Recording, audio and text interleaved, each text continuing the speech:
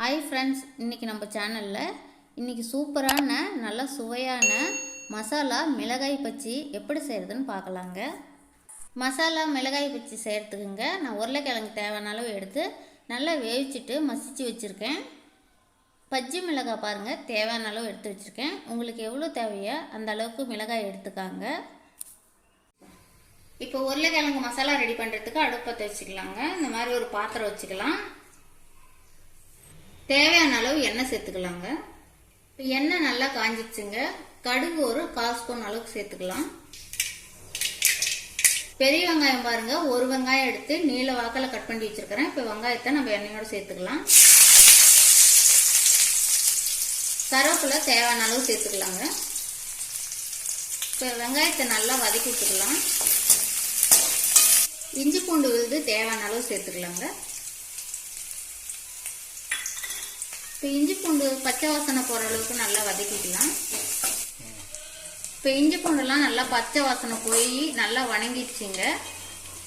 இப்போ நம்ம மசிச்சு வச்ச உருளைக்கிழங்கு இதோட சேர்த்துக்கலாம்.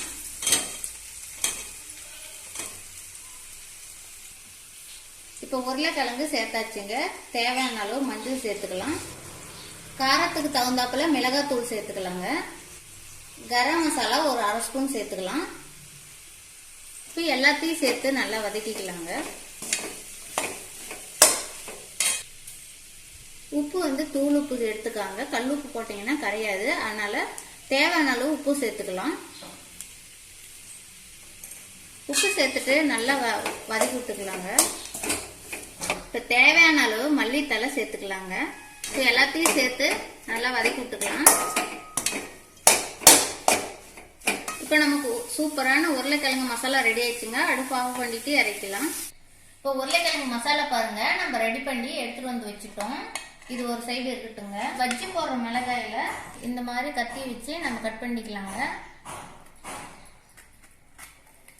இந்த மாதிரி கட் பண்ணிட்டு நம்ம உள்ள இருக்கிற விதை பூரா எடுத்துடலாம். இப்போ பாருங்க, நம்ம உள்ள இந்த விதை பூரா எல்லாத்தையுமே எடுத்துட்டோம். இப்போ இதே போலவே மீத உள்ள மிளகாய் பூரா நம்ம எடுத்துக்கலாம். இப்போ எல்லா மிளகாயும் பாருங்க, நல்லா உள்ள எல்லா விதையும் எடுத்துட்டு சுத்தம் பண்ணிட்டோம். இப்போ நம்ம வந்து இதுக்குள்ள உருளைக்கிழங்கு மசாலா வச்சுக்கலாம். பாருங்க, இந்த மாதிரி ஒரு மிளகாய் எடுத்து உருளைக்கிழங்கு நம்ம உள்ள வச்சுக்கலாம்.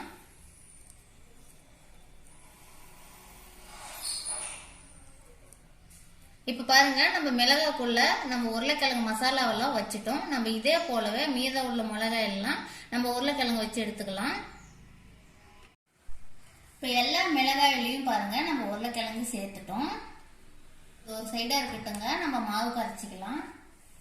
இப்போ ஒரு பாத்திரத்துல நான் வந்து பஜ்ஜி மாவு ஒரு 1/4 கிலோ எடுத்துருக்குறேங்க. இதுக்கு வந்து நம்ம உப்பு மிளகாய் தூள் எதுவுமே சேர்க்க தேவையில்ல, எல்லாமே அதுலயே இருக்கும். நம்ம கடையில வாங்கின மாவு தான் இன்னைக்கு வந்து பஜ்ஜி போட போறோம். இப்ப தேவையான அளவு தண்ணி சேர்த்து நல்லா மாவை கரைச்சிக்கலாங்க. தண்ணி கொஞ்சம் கொஞ்சமா ஊத்திக்காரீங்க, அதிகமா போயிட போகுது. நமக்கு வந்து நல்லா கரெக்டான பதத்துக்கு நல்லா பஜ்ஜி மாவு பிணைஞ்சு எடுத்துக்கணும். பாருங்க, மாவு கரெக்டான பதத்துக்கு இருக்கு.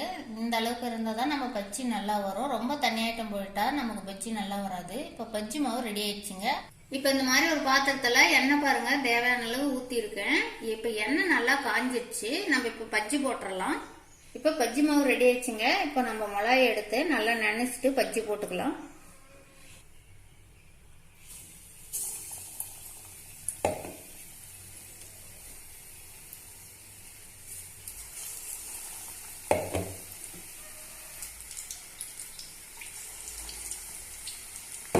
பஜ்ஜி நல்லா திருப்பி போட்டுக்கலாங்க. ஒரு சைடு வெந்துருச்சு.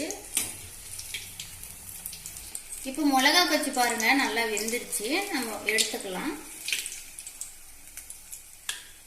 பாருங்க, நம்ம மிளகா பஜ்ஜி எவ்வளவு குண்டு குண்டா சூப்பரா வெந்துருச்சிருக்கு. இப்போ நம்ம இந்த மாதிரி அரிக்கரண்டியில அரைச்சிட்டு ஒரு வேற பாத்திரத்துக்கு மாத்திக்கலாம். மீத உள்ள மிளகாயெல்லாம் நம்ம இதே மாதிரி பஜ்ஜி போட்டு எடுத்துக்கலாங்க.